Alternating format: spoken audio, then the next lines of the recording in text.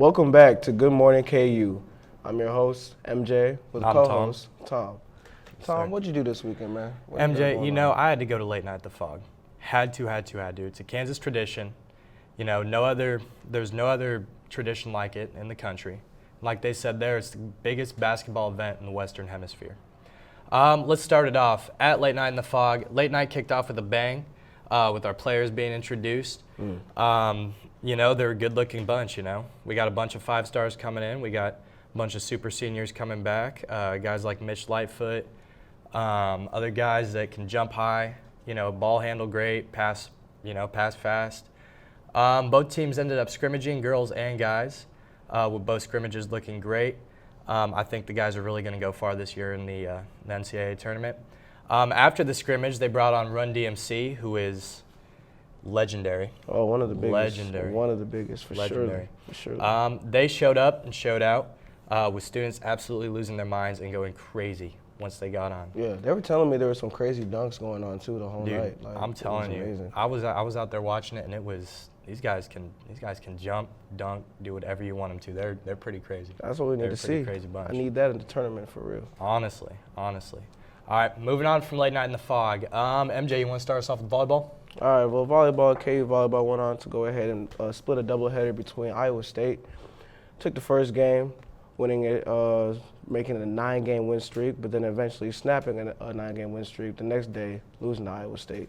The girls are now 11-4 as they look on to try to reach tournament play. I do see KU, though, going crazy in the playoffs. I do see that. I really do. I think we're pretty cold when it comes to volleyball. We're pretty good. 11-4. No, these girls are electric, bro. Like, I'm saying, smacking balls everywhere you see, bro. Like, it's crazy. It's crazy. Let me not get to my feelings about it because, it's really NBA season now. NBA just kicked off recently, and we have the Warriors winning last night. All I'm gonna say is that's my favorite team right now, so I gotta talk my talk. You've been saying that ever since 2016 when they went to the championship. I'm just saying. Being a bandwagon, it's a big group of people. That's crazy. That's what I'm saying. What's your team? My team, Nuggets. Nuggets. I'm a Nuggets fan, yeah. How do you guys see yourself into the playoffs this year? Well, we had the MVP last year, Jokic, right? We got a budding point guard in Jamal Murray. Jamal Murray's cold. He can't shoot. He is. We got a young core, Michael Porter Jr. We got a bunch of guys that could really help us this year. But the one point you are lacking in, though? What? Experience. That's Your true. guys' playoff experience is very minimal. I don't know if you guys are going to be able to handle the Lakers or the Clippers, let's say. That's true. When you're going to face up to it. That's true. But I do see yourselves definitely having one of the top records in the West. That's true. Top three. Speaking of Lakers, though, what do y'all think? I heard that they got an old group of guys now. Like, I'm talking old. They got LeBron. They got Westbrook. They got Westbrook? Oh, no. They got Don't disrespect the Brody like I'm that. I'm not disrespecting them, but I think they're all getting up there, Mage. You know what I mean? They are. They're definitely a Hall of Fame group. They're definitely, I would say, how can I put it? It's almost like a Mount Rushmore of the last decade. Like, if you think about the best team, they have Carmelo, Anthony Davis, LeBron James, Russell Westbrook. Think about Melo. That's my goodness, bro. That's it's ridiculous. Rajon Rondo too. Oof. The experience is crazy, but yes, I do understand that they all will be retiring within the next 3 years. Yeah. That team is definitely that old. They're getting up there. They're getting up there. But like you were saying, I mean, when you say Mount Rushmore, I'd say that's a good way to put it. They're some of the greats. Every single guy on that team has had their moment in their career at one point or another. Some of the best, bro. Yeah, like back on the Celtics, Rondo, he was amazing. Back on the Nuggets, Melo, amazing. On the Knicks, scoring machine. Westbrook on the Thunder, insane. Triple-double machines, yeah. That's what I'm saying. Every single one of these guys have had their moment. On to our last subject, though, before we have run out of time. Let's talk about the Chiefs. Oof. Let's talk about something positive. Chiefs. You feel me? Some positive Football. energy. Yes, Last sir. weekend was a very good weekend for the Kansas City Chiefs. We definitely blew out the Eagles. What was the final score again? 42-23. It sounds like a lot to a little, doesn't it? Oh, my goodness. We love to hear it. We love to see it. Hey, I'm just saying, though, it sounds like a blowout, but they didn't actually start really scoring and getting up there until after halftime. I mean, the game was neck and neck. That's true. Up until that third quarter. But once that third quarter started, they caught fire, they stayed burning, and they took that dub away all the way to the finish. But I think we can all agree that Kansas City and everyone in Kansas really felt like we needed that win, especially after last weekend. Oh my goodness! Don't even tell me about it. With how we've been looking this year, I was talking to a buddy of mine. I think we're looking a bit sloppy. Sloppy. 2-2 record. Come on. That is. There have been wins that's that should have been handed to us, and we just didn't go after them. You know, like the Ravens. You know, ever since Patrick Mahomes became quarterback, he's gone. What was it? It was like 4-0 against the Ravens or something like that. Yeah, it was definitely 4-0. Yeah, and they pulled out right at the end, and it's like how are you gonna let them do that? You know, because we had the game the whole time until that last drive against the Ravens. But I think coming off a Super Bowl, going 2-2, it's not a great look, man. It's not a great look. I'm telling you. I mean, it's very early in the season. Is this really your true. doubtful? I mean, if this is what you say, then who do you think is going to replace the Chiefs? I don't know. That's a good question. Really? Because every team is looking, you know, pretty similar this year. Because all the good teams that would have been, you know, top guys last year, they're just falling off. That's facts. Yeah. That's facts. Yeah. Well, that's all that we have for today. Thank you for coming back to Good Morning KU, and we'll see you in a short while. In 2018, 22 billion water bottles ended up in a landfill. A smart way to prevent waste is by using a reusable water bottle. A reusable water bottle is an easy way to have water without using plastic. A reusable water bottle is an alternative with many benefits. Some benefits include saving money, durability, and helping the environment. Staying hydrated is important, so you might as well save the environment and your pocket while doing so. Where you go to college makes a statement about you. This place will become a part of you, your identity for life.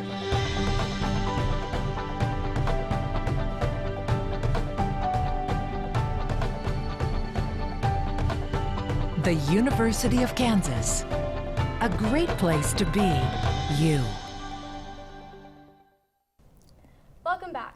I'm with Steve Rottinghaus, the School of Journalism Career and Outreach Coordinator. He is here to talk about a career fair coming up.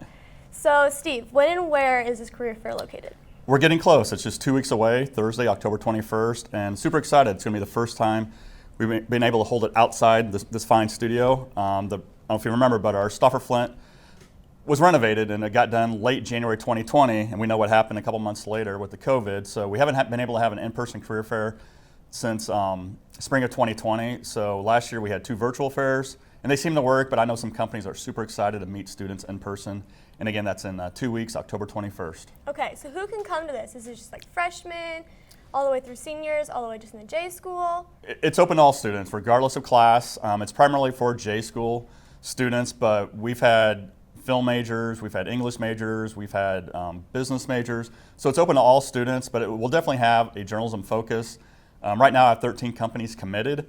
I'm hoping for a few more, and we still got 2 weeks, so there still might be a few more that trickle in, but we've got a good mix of news and information companies, Stratcom companies. We've got Wichita, Topeka, Kansas City, and Lawrence all represented, so we're super excited about that. So what should students wear to this? They dress up, do they bring a resume? Yes, definitely dress up. I recommend business professional or business casual. The career fair is not a place where you want to wear pajama bottoms or sweatpants or sweatshirts or hoodies. I mean, dress like you're applying for an internship or a job. Bring those resumes. Like I said, we have 13 companies right now. You probably won't have time to visit all 13, but if there are like 3 or 4 you can connect with, I highly recommend it. If you have one of those nice pad folios or a nice folder, I always think that makes for a nice professional look if you want to insert your resume in one of those. Well, thank you, Steve. Do you have anything else you'd like to add? Again, this is open to all students. Our companies are eager to meet you, so don't feel pressure, like this is going to land a job or make or break you. It's just about making connections, find out what they're looking for, and I highly recommend if students have a time between 10 and 3, don't feel like you have to be there all 5 hours. If you can devote at least 1 hour, I think it's a good use of your time. Sounds great. Everyone should join us at the J School, and thank you for joining us, and we'll be back with the news. From adversity, we rose. We made history and became pioneers, voyagers, champions, Jayhawks. And when our chant rises, haunting and hallowed. Jayhawks are telling the world what's near. Victory. Welcome back. I'm Stella. And I'm Ashley. This is your Tuesday Good Morning KU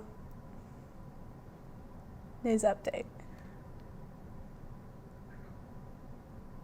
Facebook, WhatsApp, and Instagram were each down for hours yesterday afternoon.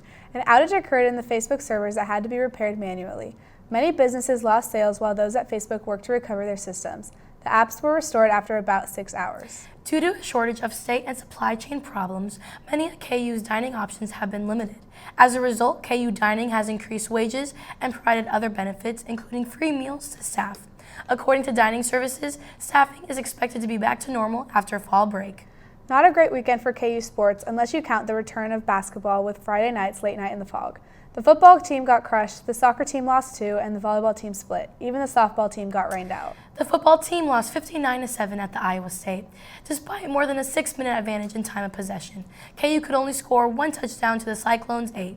The Jayhawks are now 1-4 overall and 0-2 in the Big 12 Conference. No game this week for Kansas, and the next game will be homecoming on October 16th against Texas Tech. The Red Raiders are currently 4-1 after a 23-20 victory over West Virginia on Saturday. The soccer team battled through 2 weather delays and a power outage on Thursday night against Kansas State in the Sunflower Challenge. After a late first-half equalizer by Shira Elinov, the teams were scoreless in the second half. The Wildcats scored with less than 2 minutes remaining in overtime to defeat Kansas for just the second time in program history. On Sunday, the Jayhawks fell 1-0 to Iowa State. KU is now 5-8-1 overall and 0-4 in the conference, with home matches against Baylor and West Virginia this week at Rock Chalk Park. The volleyball team split with Iowa State this weekend at home. On Friday night, the Jayhawks battled back from a first set loss to win in 4. On Saturday, the team looked tired and lost in straight sets. KU is now 11-4 overall and 3-1 in the conference, with top-ranked Texas to visit Hirsch this weekend. And that will wrap it up for today's sports update. After the break, Erin will be back with the weather. Keep watching. Diversity. What is diversity? It can be an umbrella term for a variety of things, ranging from diversity among different people, places, cultures, and ideas, to the way people express themselves and the way they interact with the world. In today's world, people interact with one another and share their thoughts through social media. Let's take Twitter, for example. How are people of different backgrounds, ethnicities, and sexual orientations with different political beliefs, interests, and job titles using this platform differently? Currently, celebrities are interacting with their fans on Twitter by speaking their minds, sharing their beliefs, and supporting social issues. Professional sports figures and organizations in the United States are using Twitter to support social causes and bring attention to current social matters, such as encouraging their fans to vote. Users are voicing their opinions about current issues surrounding racial inequalities, social injustice, and police brutality in the United States. There's diversity in the way people are discussing the upcoming presidential election, especially regarding their opinions of each candidate. Different news outlets are not only highlighting stories in the US, but are talking about important stories from around the world. But many Twitter users don't post about controversial matters or social issues at all. Rather, they use their platform to create memes and post funny content for entertainment. While many topics going around this app involve social issues and political opinions, Twitter creates a space where people can pull together collections of diverse thoughts, comments, opinions, goals, and even a little humor too. So how can we use this platform to express our differences? More importantly, how can we use it to learn from each other's differences today? Hello and welcome to Good Morning KU's weather. Some headlines for you today. Our weekdays are going to be nice and temperate, so if you're like me and you have midterms this week, take a break, go study outside. We are going to see some warm up this weekend, so it'll be a really nice fall break if you want to get out and have a last little bit of summer before fall really kicks in. Looking a bit globally, I wanted to mention Hurricane Sam. Hurricane Sam was named a hurricane back all the way on September 24th. It has been going very strong ever since then. This photo right here is from this past Saturday where it just brushed by Bermuda, as you can see there, kind of marked very tiny on that image. Excuse me real quick. but it was a Category 4 when this photo was taken, and it reached a peak of 155 miles per hour winds, and it is still currently a Category 2. And I can show you the storm track here. It's going to make its way up towards Greenland, if you can believe it. It's going to go all the way up to that northern part of the Atlantic. And the reason it's lasted so long is because we have such warm ocean waters right now. It's really led to rapid intensification for storms. And with us reaching one more peak this hurricane season in late October, we're probably going to see even more storms. So we have one name left on this list for hurricane season of 2021, and that is the name Wanda. Most likely, we're going to have to go to the secondary list of names, which will not be the Greek alphabet this time. We're going to bring in another list of names, so we're going to start over with A once Wanda is named. And looking back towards last week, here are some local storm photos. One of our meteorology students captured this photo last Thursday evening when we had that storm roll in. It's a really defined shelf cloud here, and I believe this is looking up towards campus. I think they were down by the basketball stadium when they took this. So I just thought that was a really cool shelf cloud from last week. On to current conditions. It's about 70 degrees outside. We have some clouds hanging around, and we might have some more clouds roll in this afternoon. It's not too hot out yet though. And going through the hours today, we are going to warm up a bit to about 76 degrees. Hopefully it won't get much warmer than that today, so it'll be a nice, cool evening.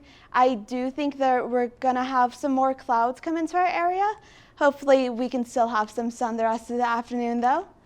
And looking ahead to tomorrow, it's going to be about the same. We might have a bit more cloud coverage, but we're going to have a lower high. We're going to hit maybe a high of about 73.